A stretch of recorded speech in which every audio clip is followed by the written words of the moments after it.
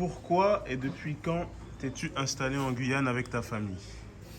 Alors, nous sommes installés en Guyane depuis, on va dire, fin septembre 2016. Voilà, donc ça fait un peu plus de 5 ans maintenant. Euh, Pourquoi nous sommes venus en Guyane? Eh ben, tout simplement pour répondre à l'appel de Dieu. Voilà, le Seigneur a dit dans Matthieu 28, 18 à 20, allez, faites de toutes les nations des disciples. Et voilà, c'est répondre à l'appel de Dieu, c'est ce qui nous a amenés, en tout cas, à venir, à quitter la métropole et à venir nous installer ici en Guyane pour servir le Seigneur. Voilà, tout simplement. Ok, très bien. Et du coup, comment ton épouse, tes enfants ont-ils réagi lorsque tu leur as annoncé que vous alliez venir vous installer ici en Guyane? D'accord, ok. Comment ont-ils réagi? C'était compliqué parce que au départ, c'est vrai que avant, on savait qu'on irait quelque part un jour. On savait que le Seigneur nous enverrait quelque part pour aller comme missionnaire, mais la Guyane n'était pas sur la liste. On penchait plus vers la Suisse, vers voilà, en Europe, rester en Europe. Et quand il m'a dit ça, parce qu'il avait fait auparavant, je crois 2 ans auparavant, il avait fait un voyage missionnaire. Et je me suis dit, est-ce que c'est parce qu'il a trouvé l'eau bleue? Qu'est-ce qu'il a? Et en plus, on avait des retours comme quoi c'était compliqué la Guyane. Donc j'avais mal réagi. En tout cas, je me disais, non, c'est pas Dieu qui veut nous envoyer, c'est toi qui as aimé la Guyane, tu veux partir. Donc c'était vraiment compliqué. C'était compliqué. Et bon, elle disait non, non, non, c'est pas possible, non, pas la Guyane, parce qu'effectivement, voilà, comparer la France, Guyane, bon, c'est vrai que c'est vraiment pas la même chose parce que c'est pas le même confort, c'est pas le même, pas le même environnement, etc., etc. Et ce qui faisait que du coup, plus la conviction en moi augmentait, euh, plus j'étais dérangé parce que je disais mais là c'est comme si je dois retourner vivre là-bas. Et mon épouse voyant cela, bon elle était plutôt fermée parce que voilà elle n'avait pas forcément cette conviction. Donc ça, je dirais pas que ça a été difficile de la convaincre puisque c'est pas moi qui l'ai convaincue, c'est le Seigneur. Mais ça a pris du temps, voilà, le temps que Dieu fasse le travail aussi dans son cœur pour qu'elle accepte que c'était la volonté de Dieu.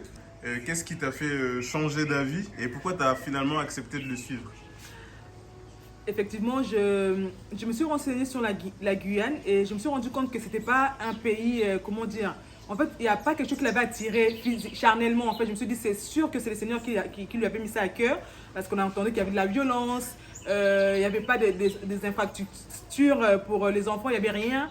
Et c'est là que je me suis dit, bon, je vais prier aussi. Le Seigneur lui a parlé, le Seigneur est bon, il va me parler à moi aussi. Donc, je me suis mise en prière pour chercher la face de Dieu, pour savoir c'était quoi la volonté de Dieu. Et j'ai la conviction pour y aller.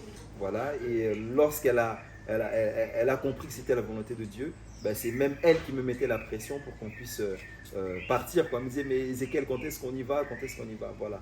Et voilà, le Seigneur a fait son travail. Voilà, il a commencé par me toucher moi et il a touché aussi le cœur de mon épouse. Et voilà, les enfants ont suivi parce qu'ils étaient, voilà, il n'y a pas eu de difficulté à ce niveau. Comment s'est passée l'installation? Est-ce qu'il y a eu des obstacles, des complications?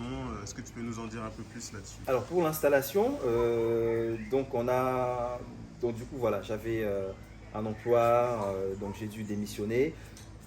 Et disons que les choses se sont passées très très vite. Je pense que c'était au mois de juin 2016 à peu près que voilà, que vraiment mon épouse et moi on avait eu cette conviction que on devait quitter la France pour venir servir le Seigneur en Guyane.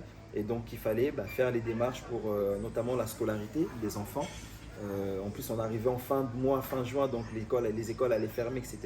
Mais bon, Dieu avait fait grâce. On a pu, avec la bien-aimée qui était déjà sur place, envoyer les documents pour les inscriptions des enfants, etc. Et voilà, à ce niveau-là, il n'y avait pas eu de soucis. Alors, ce qu'il faut savoir aussi, c'est que dans ma logique, quand j'ai reçu cette conviction-là, ma démarche était la suivante. Chercher d'abord un emploi à distance pour voilà, trouver un emploi, puisque bon, voilà, je me disais, j'ai une famille, je ne suis pas seul, j'ai une femme, j'ai des enfants, donc on ne peut pas débarquer comme ça dans un pays inconnu, et puis voilà. Donc j'étais dans cette logique-là de d'abord trouver un emploi.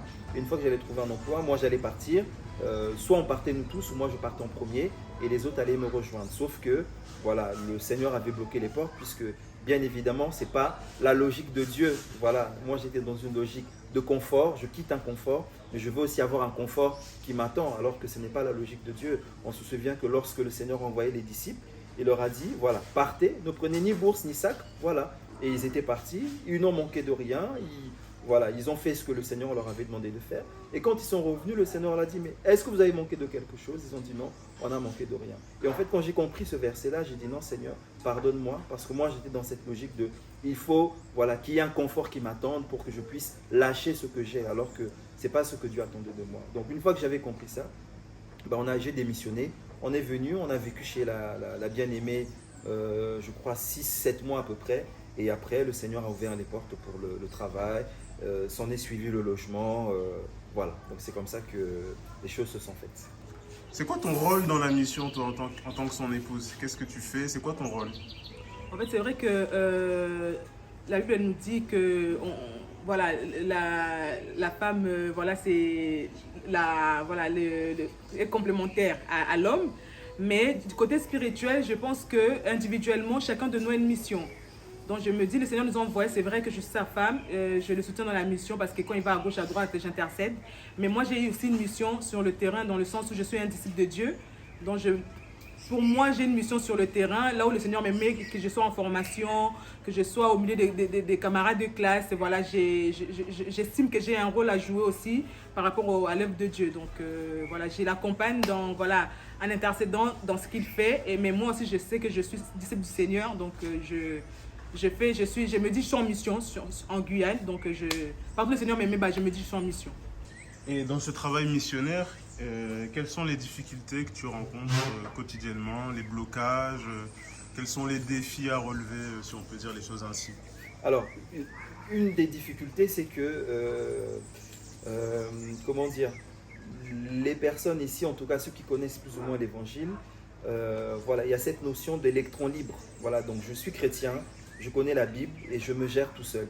Voilà, je n'ai pas besoin forcément d'être attaché à une assemblée, je n'ai pas besoin forcément d'être attaché à un groupe de frères et sœurs, je n'ai pas besoin forcément d'avoir un berger, d'avoir une autorité. Et c'est ce qui est un peu difficile parce qu'on rencontre des chrétiens, mais voilà, ils se gèrent eux-mêmes et c'est un des travaux en tout cas que nous avons à faire, c'est ramener les gens à la Bible, ramener les gens à la parole de Dieu.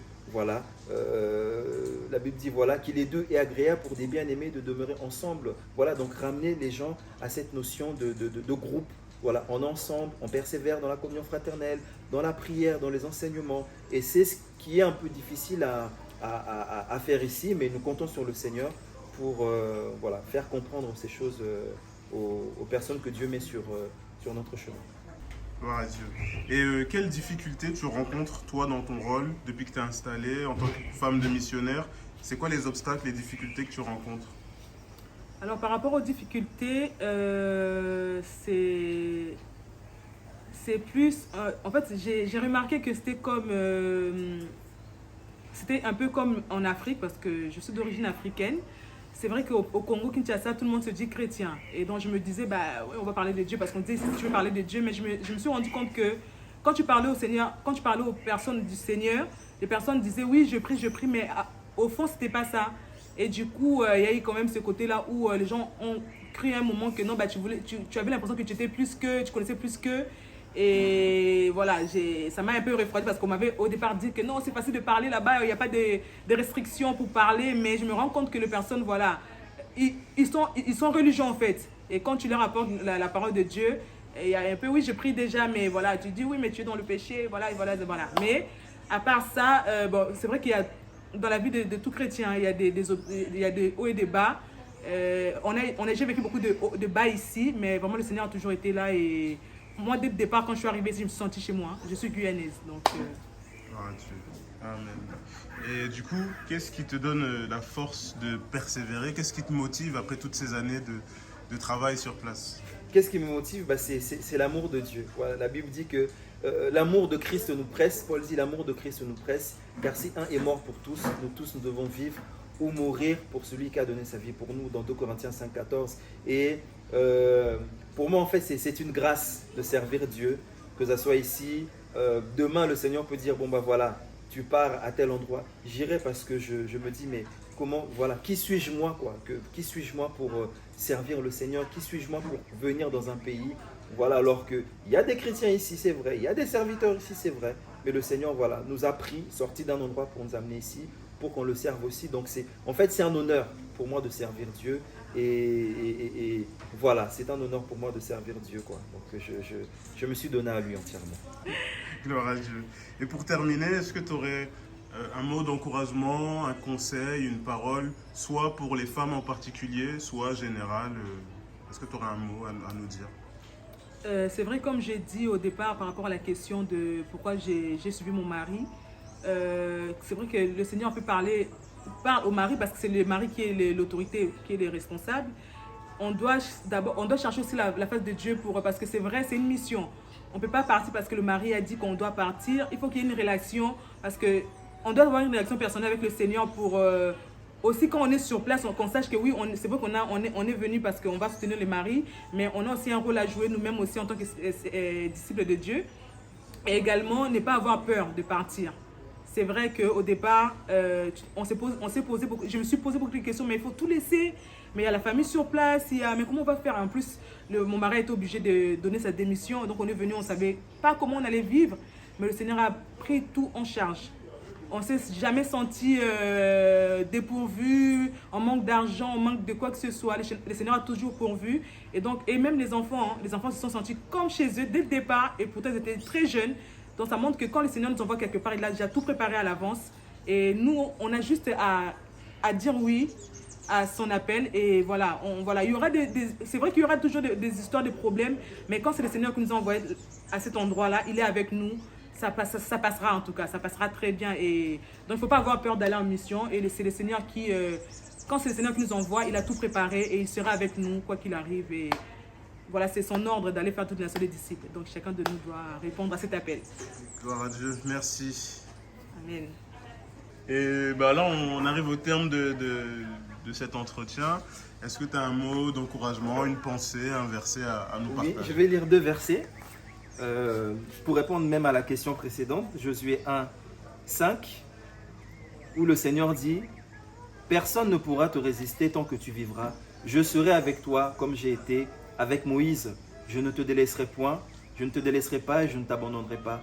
Fortifie-toi et prends courage. » Voilà, c'est une parole d'encouragement en tout cas pour ceux qui veulent s'engager à suivre le Seigneur.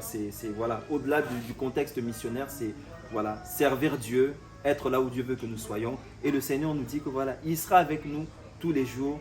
Il nous dit fortifie-toi, prends courage, je serai avec toi comme j'ai été avec Moïse. Voilà. Donc c'est ça, le fait de se dire Dieu est avec moi, même dans les moments difficiles. Parce qu'il y en aura, voilà, nous sommes sur la terre, on connaîtra des moments difficiles, mais le Seigneur sera toujours avec nous. Et dans Marc 10 aussi, à partir du verset 28, parce que certains peuvent se dire, mais si je quitte ce que j'ai, je vais peut-être être loin de ma famille, loin de mes parents, loin de mon assemblée, loin de ceci, loin de cela. Voilà ce que le Seigneur nous dit dans Marc chapitre 10, verset 28. C'est une interrogation que Pierre aussi avait, l'apôtre Pierre. Alors Pierre lui dit, nous avons tout quitté et nous t'avons suivi.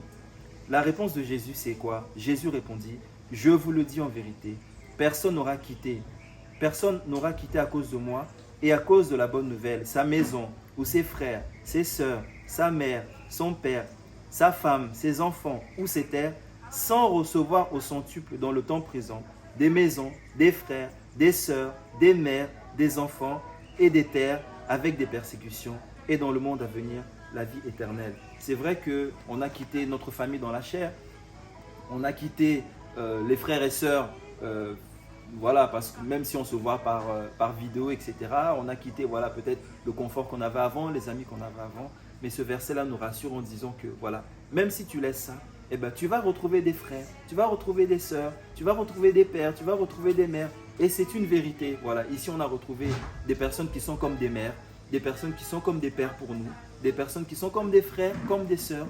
Voilà, donc en tout cas je nous encourage à tout simplement répondre à l'appel de Dieu. Ce n'est pas quelque chose de compliqué, voilà, mais c'est dire Seigneur, je suis à toi, voilà, fais de moi ce que tu veux. Et c'est le Seigneur qui nous dirigera. Voilà, il est fidèle. Amen. Amen.